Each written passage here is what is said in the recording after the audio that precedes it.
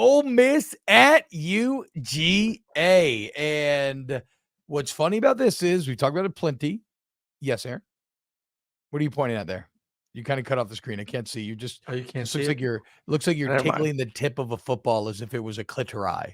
Oh, there's a G on the football. There's a G. Oh, okay. Okay. I see. So you were pointing to the G spot on the football. Yes. I see. Okay. The G spot on the football. We could not see as I was massaging it. Probably the only time that you've correctly done that in your life as well. Mm-hmm. So congratulations. It would be deeply funny to me if Ole Miss made the playoff without ever having made it to Atlanta and winning the West. They've never won the West. They've never made it to Atlanta. And yet, because of this Georgia game, they would actually be in a damn good spot to be the beneficiary of chaos and sneak into the playoff if they go into Athens and win. What happened in this scenario? Let's just do it real quick, and then we'll move on to the breakdown of the game. Ole Miss wins. Georgia still gets to Atlanta, beats Alabama, is 12-1 SEC champs, and Ole Miss is sitting there at 11-1. And they beat Georgia in Athens. Who goes in? Again, that's a bit like the Texas Alabama conundrum that we broke down in the reaction show last night. That's an interesting one. That's an interesting one, but we'll see. But to be clear, I don't think it's gonna happen. I go back to the Alabama game. What happened in that game? Unfortunately for Ole Miss, while they got a lot of good, and it's enough to put them over 85% of college football, maybe even 90%, they're just not good enough up front on either side of the ball to hang with Georgia, and that's going to be the thing that kills them. Well, and I was worried about, and I talked to someone about this the other day, of Lane Kiffin in these moments. Like, you look at Lane Kiffin last year versus Alabama, and he just gets so emotional. They, get your popcorn ready, kind of, in the pregame, and was kind of like fumbling over his words. This year made some huge mental errors in the game, in the loss to Alabama. And I think it's just more of an Alabama thing for him. Like, I think he wants to beat Alabama so bad that he lets the emotion of the game get to him a little bit. So I don't think Lane's going to be, once again, as emotional, trying to coach out of his shoes in Athens this weekend. So I think you will get the best version of Lane Kiffin, which is pretty damn good. The offense is going to have to be perfect. But like, how much can you coach your way to success when Georgia's front seven, I believe, not being the best run stuffers? I know that, but still, I'm not like terribly high on Ole Miss's offensive line. I saw they looked pretty good last week though versus A&M. I thought like that was the best I've seen that unit play, and that's a good A&M defense. Yeah, it's a very really good front seven. Okay, that's fair.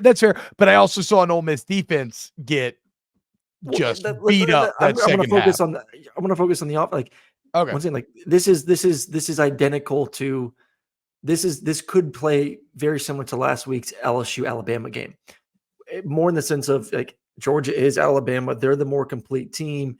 LSU had to be perfect on offense. They had to score almost every possession in order to keep pace.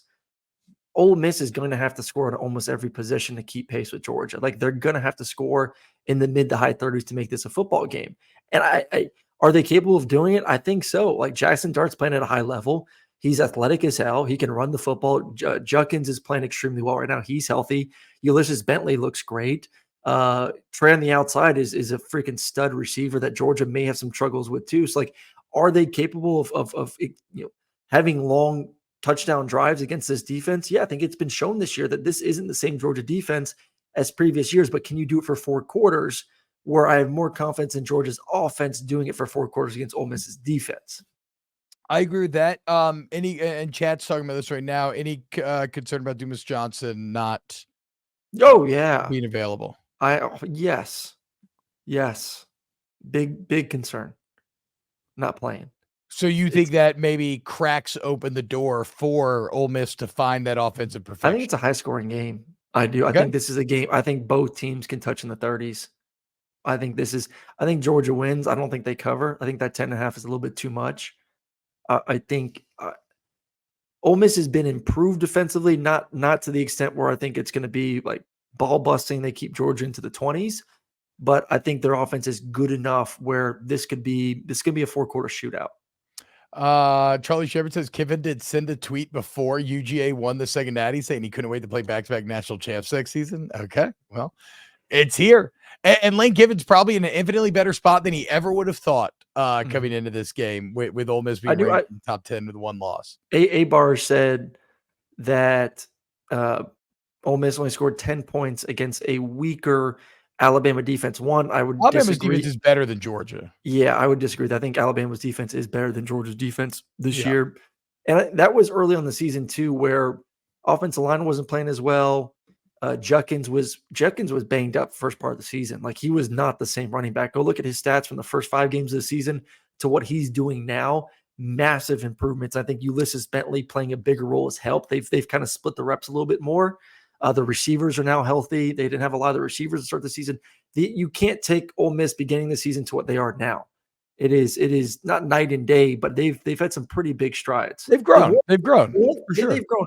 The one area that is concerning, I said this last week about Kansas State, at home, Ole Miss is getting 536 yards per game.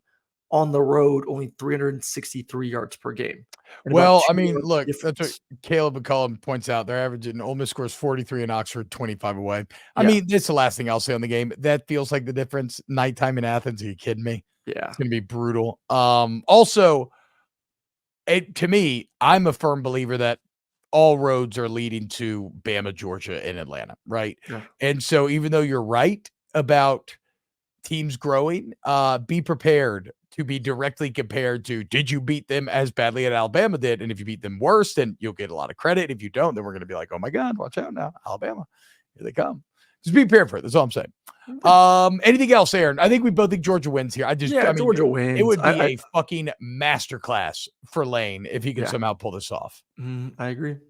I don't think it happens. Georgia wins. I think the big difference, you said it, 7:00, night game in Athens. Fans will show up. Your boy's going to be there. I'll be getting rowdy in the box. Yes. Oh, guys, Aaron's going to be there in the suite, like some sort of Roman center far above you rabble and the bourgeoisie sitting in your regular seats. There he is. Yes, dude.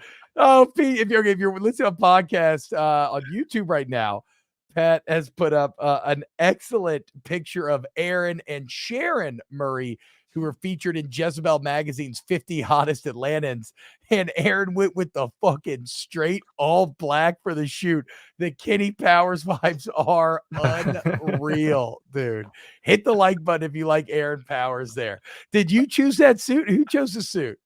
I think they did. I had something else that was a little bit more floral, I believe. Go back to that picture, PG. And it was they won the dark. Go back to that picture. I mean, I